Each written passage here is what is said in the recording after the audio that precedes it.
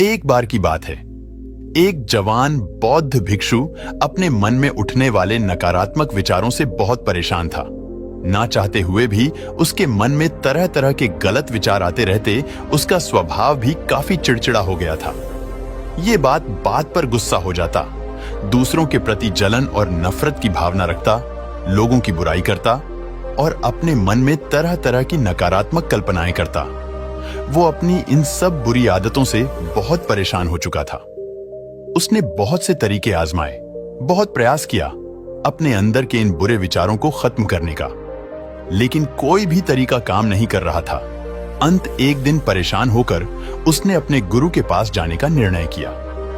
गुरु एक बहुत ही बुद्धिमान और आत्मज्ञानी व्यक्ति थे।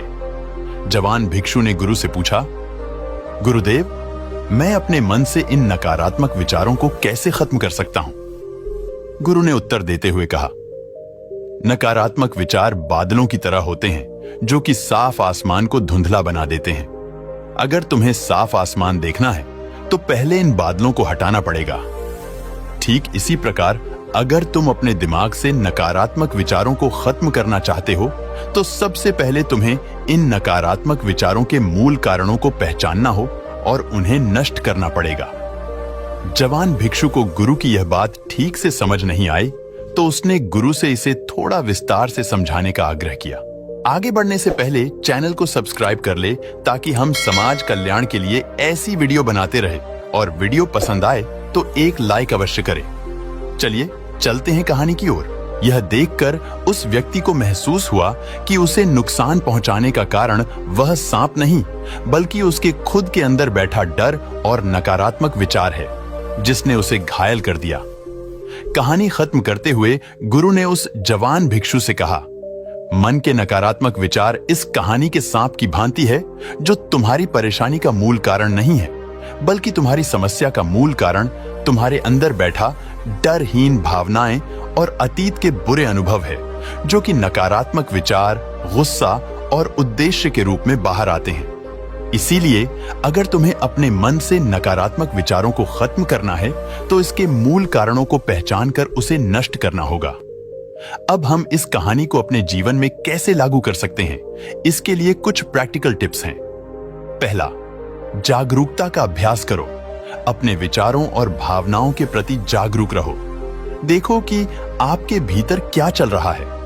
आप अपने आसपास की घटनाओं पर क्या प्रतिक्रिया देते हैं। साथ ही मन में उठने वाले हर नकारात्मक विचार के कारण का पता लगाने का प्रयास करो।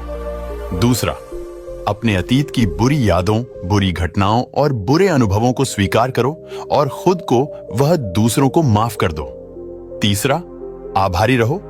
अपने जीवन के सकारात्मक पक्ष पर अपना ध्यान केंद्रित करो और आपके पास जो कुछ भी है उसके लिए इस ब्रह्मांड का आभार व्यक्त करो। आभार व्यक्त करना हमारे नजरिए को सकारात्मक बनाता है और हमारे अंदर से नकारात्मक भावनाओं को खत्म करता है। चौथा, दयालु बनो, खुद के प्रति भी और दूसरों के प्रति भी, क्योंकि नकारात्मक विचार अक्सर अंदर ही अंदर खुद की बुराई और तुलना करने से पैदा होते हैं। अपने अंदर दया भावना रखकर हम ज्यादा सकारात्मक और संतुष्ट जीवन जी सकते हैं। संक्षिप्त में यह कहानी हमें सिखाती है कि नकारात्मक विचार हमारी परेशानी का मूल कारण नहीं है। असल समस्या तो हमारे भीतर गहराई में छुपी हुई है। इन विचारों के मूल कारणों को पहचानकर हम इन विचारों को अपने दिमाग से निकालना शुरू कर सकते हैं और एक ज्यादा खुशहाल व शांति से भरा जीवन जी सकते हैं।